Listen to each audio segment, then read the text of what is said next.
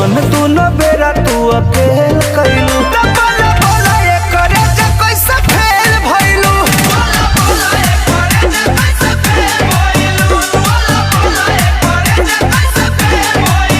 गाँव घर सब कहता कि खेल कैलू, गाँव घर सब कहता कि खेल कैलू।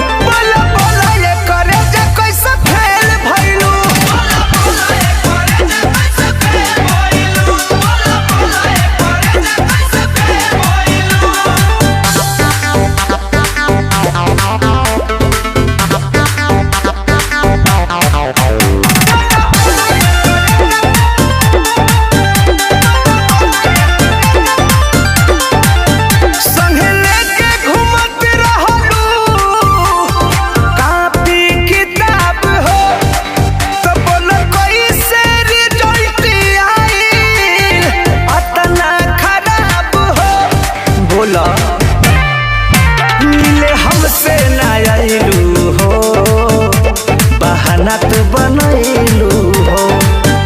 इस स्कूलिए में जान तू झमेल कैलू, इस स्कूलिए में जान तू झमेल कैलू।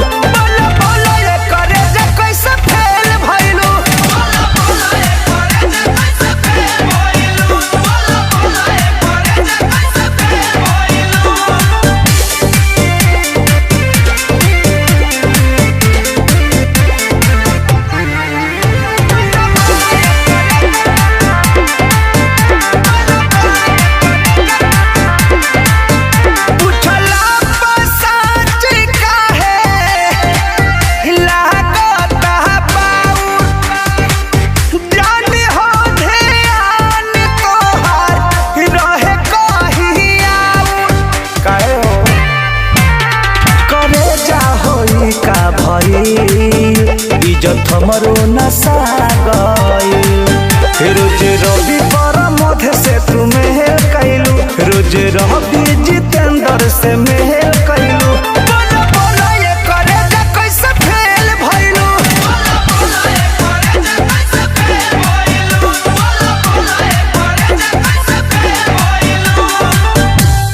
साफ दिल तोड़ दिलू।